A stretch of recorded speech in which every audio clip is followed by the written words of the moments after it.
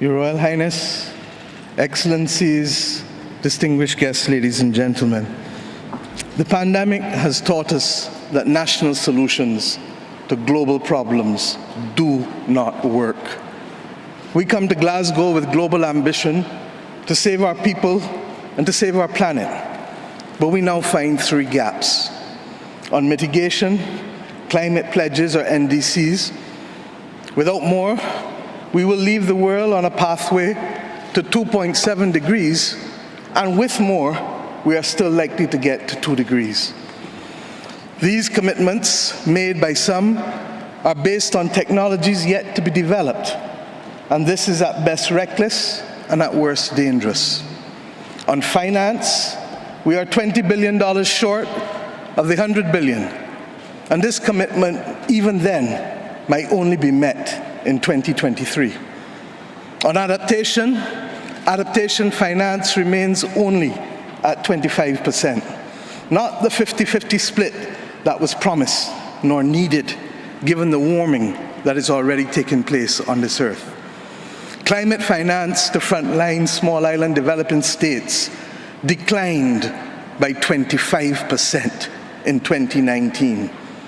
Failure to provide the critical finance and that of loss and damage is measured, my friends, in lives and livelihoods in our communities. This is immoral and it is unjust. If Glasgow is to deliver on the promises of Paris, it must close these three gaps. So I ask to you, what must we say to our people living on the front line in the Caribbean, in Africa, in Latin America, in the Pacific, when both ambition and regrettably some of the needed faces at Glasgow are not present? What excuse should we give for the failure? In the words of that Caribbean icon, Eddie Grant, will they mourn us on the front line? When will we, as world leaders across the world, address the pressing issues that are truly causing our people angst and worry, whether it is climate or whether it is vaccines? Simply put, when will leaders lead? Our people are watching, and our people are taking note. And are we really going to leave Scotland without the resolve and the ambition that is sorely needed to save lives and to save our planet? How many more voices and how many more pictures of people must we see on these screens without being able to move? Or are we so blinded and hardened that we can no longer appreciate the cries of humanity? I have been saying to Barbadians for many years that many hands make light work. Today, we need the correct mix of voices, ambition, and action. Do some leaders in this world believe that they can survive and thrive on their own? Have they not learned from the pandemic? Can there be peace and prosperity if 1/3 of the world literally prospers and the other 2/3 of the world live under siege and face calamitous threats to our well-being? What the world needs now, my friends, is that which is within the ambit of less than 200 persons who are willing and prepared to lead. Leaders must not fail those who elect them to lead.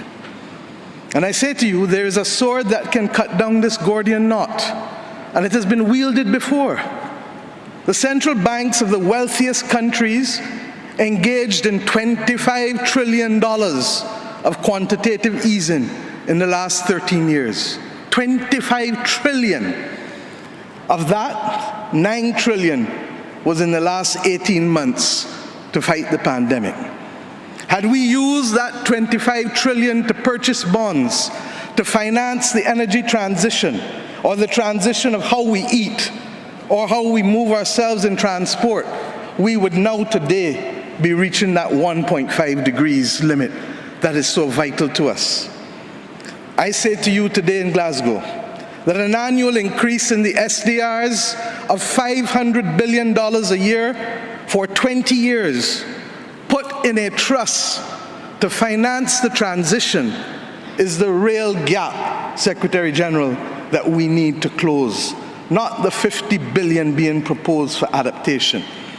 And if 500 billion sounds big to you, guess what? It is just 2% of the 25 trillion. This is the sword we need to wield.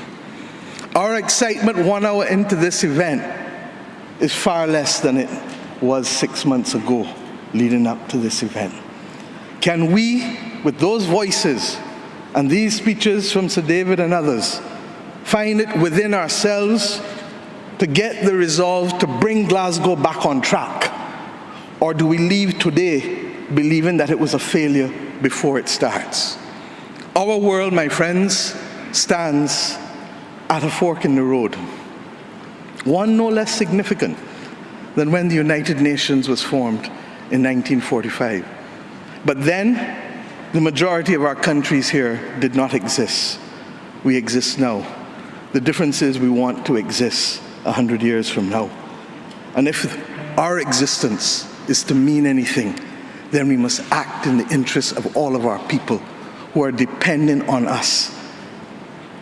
And if we don't, we will allow the path of greed and selfishness to sow the seeds of our common destruction.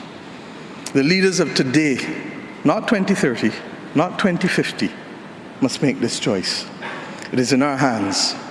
And our people and our planet need it more than ever. We can work with who is ready to go, because the train is ready to leave. And those who are not yet ready, we need to continue to ring circle and to remind them that their people, not our people, but their citizens, need them to get on board as soon as possible. Code red to the G7 countries. Code red to the G20. Earth to COP, that's what it said. Earth to COP. For those who have eyes to see, for those who have ears to listen, and for those who have a heart to feel, 1.5 is what we need to survive.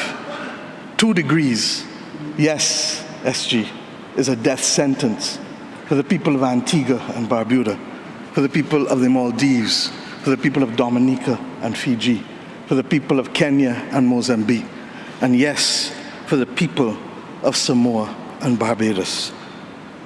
We do not want that dreaded death sentence. And we've come here today to say, try harder,